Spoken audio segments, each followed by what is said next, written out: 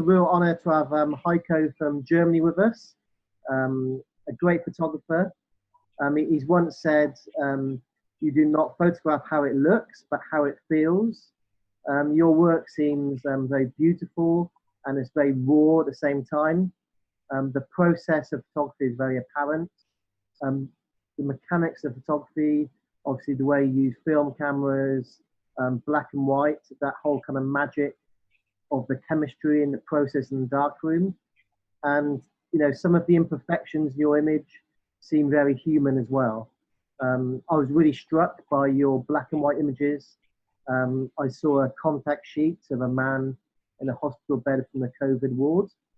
Almost looked like he was convulsing. It was very ghostly. There's motion blur, which I loved. And like any good photographs, it was quite strange. It was quite ambiguous. I wanted to know more about this series of work. I wanted to know more about you. So to start with, I wonder if you can tell me how you started to photograph in the COVID ward, and what was it like to be in that environment as a photographer? Okay. Yeah. Thank you, Jamie, for this nice words, and cool to be here. Feel honored. Thank you, everybody.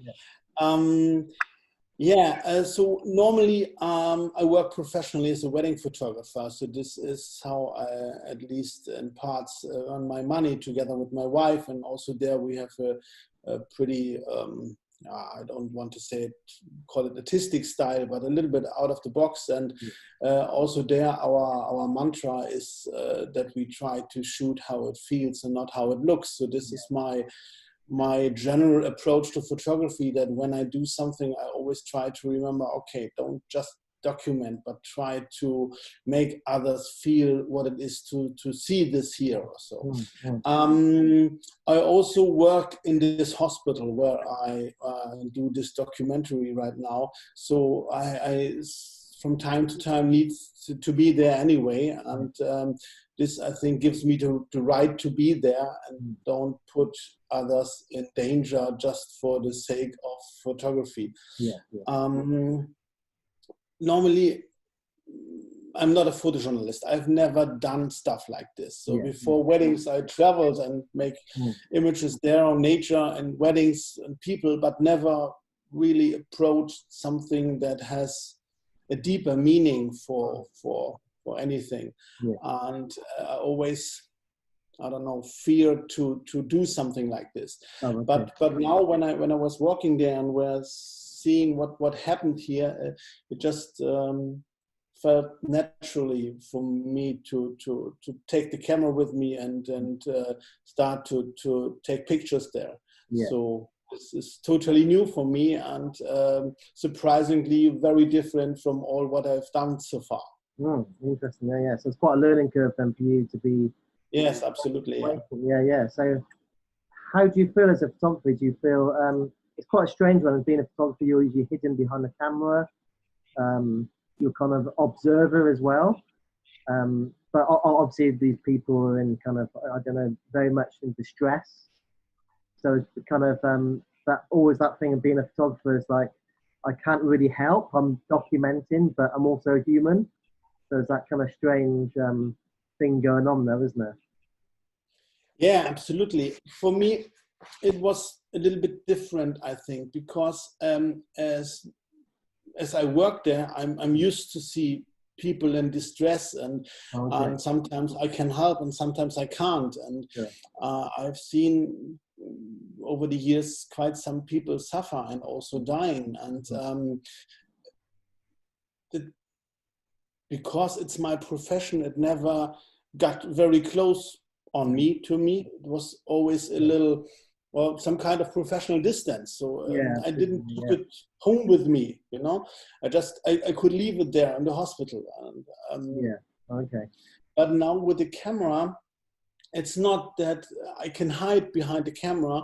It is because when I try to photograph how it feels, I open up. I need to be there emotionally present. And this gets me emotionally much more involved and makes it much harder to stand the situation. So surprisingly, and I didn't expect this, when I took some of these images, I experienced the moment much deeper than I ever had before when I was in charge or in duty to help the people. Okay. You know, there you always are in your left brain calculating, okay, what's the problem? What needs to be done? What can we do to try to rescue them? But now I wasn't there to make any decisions. I was just there to feel. And this made it much harder for me. Yeah, sure. That's interesting, isn't it? Your cameras really opened you up. And exactly. that professional distance, which I guess you have to have, you know, it's a very challenging job, it's a very challenging environment. Without that distance, it's going to be very hard. But yeah, the cameras kind of opened up and really brought you in. And I think the picture I saw on Facebook was a contact sheet. And it was a gentleman in a bed in a ward. And there was some movement and the motion blur and yeah, just a sense of time, I guess, that kind of sense of time, him being there, you know, something, you know, very extreme is happening, something quite upsetting. There was a real, you know, there's a real sting, there's a real point that kind of stimulated me and made me think, you know, who is this person? What is he going through? You know, and you captured that somehow, you know, it's a very strange moment, really. It's hard to describe. It's very upsetting, but very beautiful as well. It's this process of time. Yeah, okay. I think when an image have both sides, some raw cruelty, but on the other hand something very human-like, then it touches you not only in one way, but maybe in different ways, and then I feel it gets interesting. You know, that's absolutely, yeah. Yeah. Well, I think photography does that well. It'd be very hard to capture that in a kind of a movie, in anything moving image, but you just capture that kind of, which I think is really important. I think it's important to capture this. I think it's important to have this to look back on. You know, it's a horrendous thing, but I think it's important. It's not forgotten, and you know what's going on inside the wards. You know, it's an insight not many people have. I guess what you see is kind of is a thing that, you know, very few people actually see the reality of it. You know, we obviously see the numbers every day. We see the death toll, and it's very easy to become removed and detached. And you kind of brought that human element back. You brought the reality back with that image, I think. So yeah, really interesting. Yeah. I think then that's what also is in the back of my head when I'm taking photos of this kind of photos.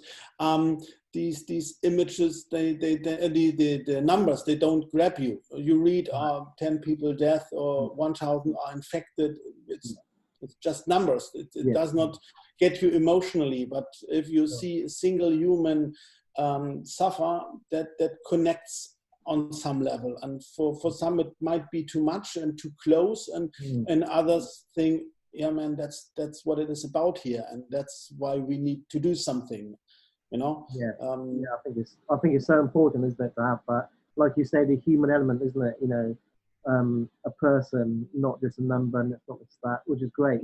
Is it possible to see some of your images, what you've taken? Yes, of course. I haven't done the project not very long yet. It's only, I think, 2 weeks or 2.5 weeks. I started doing this. So there aren't many great shots yet, but you know, I try to keep on. No, wait, that was wrong. You can't see it now. Wait, I need to change here. Share screen.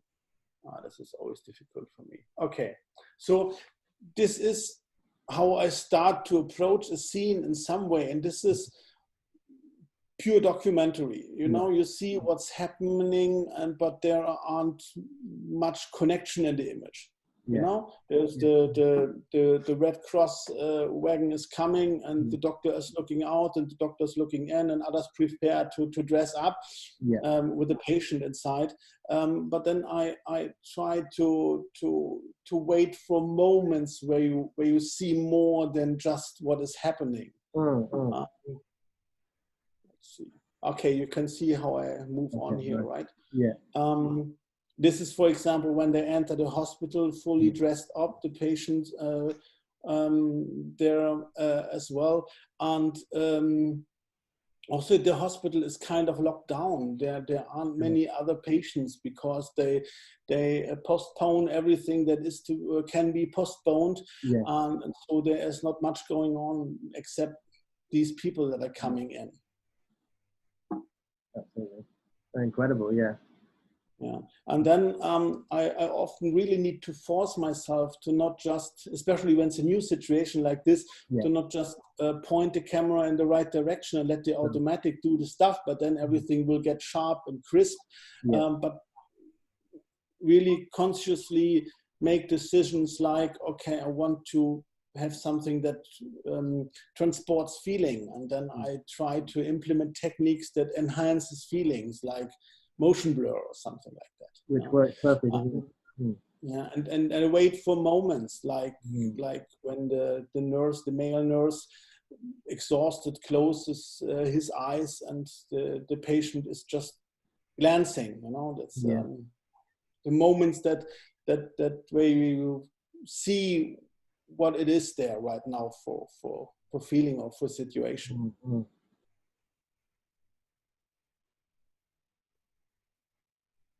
There's a nurse taking care of a patient there. Yeah.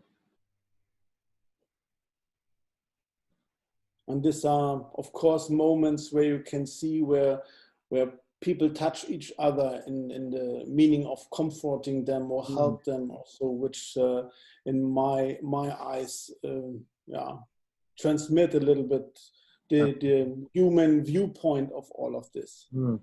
I don't want to have the patients just photographing being cabled on the intensive care unit, but also those that don't come to the intensive care unit, but are just there and are so old or so ill where it might be expected that they are going to die, and you don't even try to rescue them on the intensive care unit. Here's the doctor with the first examination.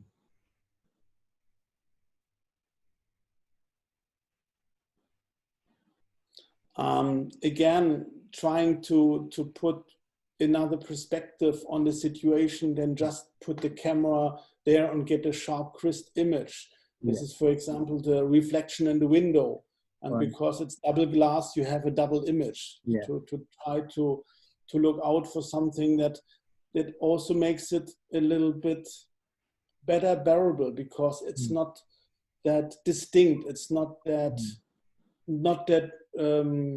not that much of reality. It can also be partly dream-wise. So this might help you even to disconnect a little bit. Sure, absolutely.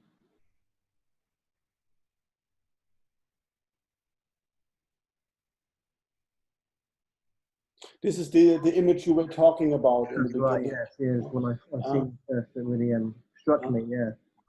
Yeah, and this is a patient who apparently doesn't feel well and have difficulties there, and I was close and it's very difficult. Yeah, a lot of these images are very vulnerable. They're very fragile. Like the human condition at the moment is very fragile. But this one, with the mouth open, you can't see the eyes. It's very skull-like, isn't it? It's almost the kind of the soul out the person is left already almost, and the motion blur, and this moment of despair is it's very haunting, isn't it? It's very something about it sticks in your mind.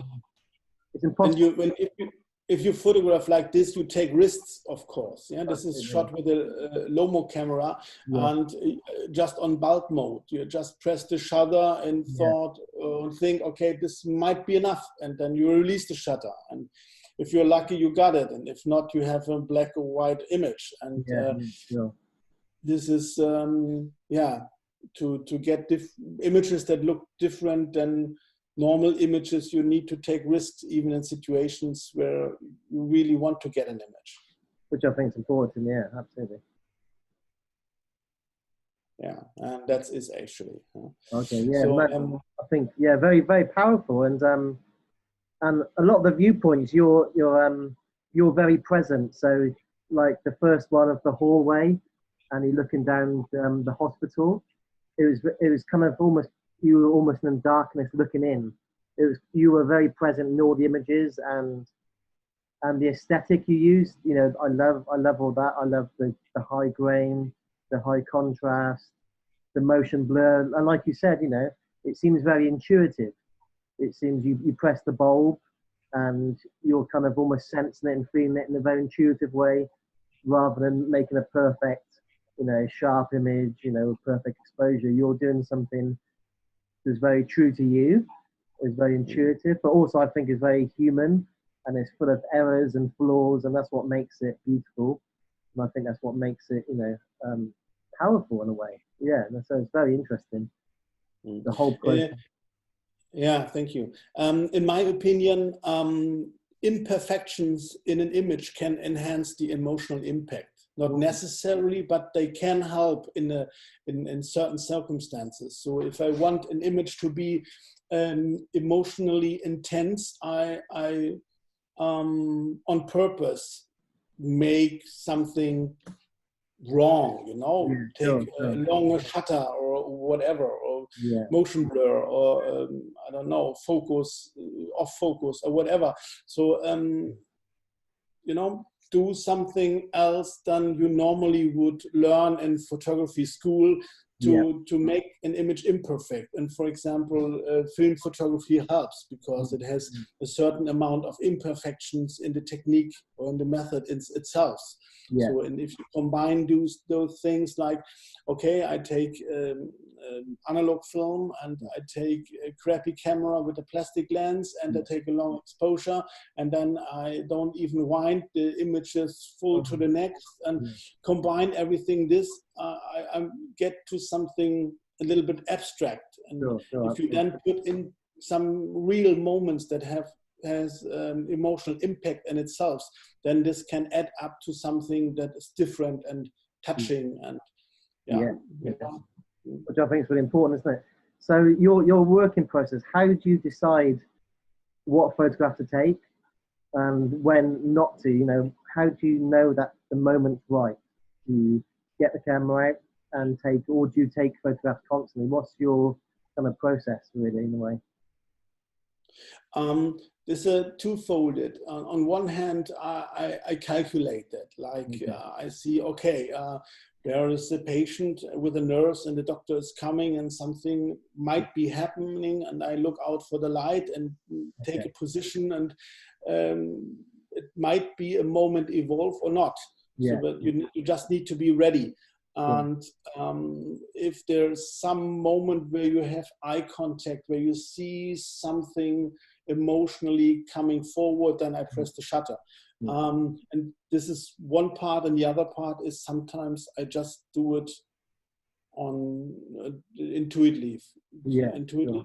You know, just be present, feel, be involved, and it feels right. And I just raise the camera and press the shutter without thinking of light or distinct moment or so. And in the end, if you later cull your images, then this might up to something that makes sense in some way. Yeah, sure. And it's kind of, and so you go out with a set idea and then you photograph that. How do you think that the project will develop? How do you know, what do you think is going to happen with it next? What kind of route is it going to take? On one hand, of course, this all needs to stop as fast as possible. And if we all could wish for something, then we would wish, okay, COVID-19 would stop immediately. But that will not be the case. So I assume there will be many more patients, and they are prepared to take on more patients at once. So they made room at the intensive care unit in case there happens something and they get 10 patients at once or 15. I have good connection to all of them, and we agreed that if there's something happens, they will call me, and then we'll drive them, maybe even at night. So I really want to dive in deeper there and to make it a bigger story. And then we will see how long it will last, if it's only a few weeks or longer, and needs to be seen. Yeah, yes. But I really felt in love with this project, and it feels for me that I need to do this. Sure. This is not a choice that I can say, oh, I do it, I don't know. Now I'm ignitioned and now I'm ignited. I don't know. But now I need to do it. Yeah. Well, I think it's really important. I mean, you've got a very unique insight working in hospital as well, and being a photographer. You've got this kind of very unique position for you to be in. I think it will be interesting when this all finishes and it's all over, to maybe, the people that survived, the wards, and any sense of normality. And I think it's an ongoing project, which I think is incredible, and it's going to be an amazing social archive, which people are going to look back on and reflect on, and to see something, but a very personal archive as well. Like you say, your aesthetic is very personal, it's very artistic, and it's going to be a different archive from what many people produce, I think. I've seen lots of news images come out of New York Times. They're very different. They're more traditional, photojournalistic. They're more kind of flat. They're quite cold. They're quite objective. It's a very different archive and project from what you're doing, for example. It's very different. Yes, I think there is room for both of it. We need this objective imagery, that we get a clue of what is happening there, so that we get answered our W questions. What, where, when, who. Yeah. So, but on the other hand, I also feel it is important that we get somehow an emotional connection, and this might be get better with different kind of images. So I don't know. I feel the more subjective you can be as a photographer in your way and how you do your imagery, how you photograph, it makes you kind of more unique, and helps you to tell your story and your point of view in your words. And that's very hard, isn't it, with photography now? It's very hard to have your own voice and to have your own unique style, because it's quite a saturated place now, photography. But I think you definitely do that, and it's nice to see that, and it's quite refreshing. So really interesting project. I'll be interested to see how it evolves and how. Me too. But you are. So like you said, you have to do it. It's something very important, and I agree. So to see where it goes next is going to be interesting. So how many images have you got altogether from this? How do you? So now I think I have about 500 cults, and there maybe are 60 or so that are okay. And we will see.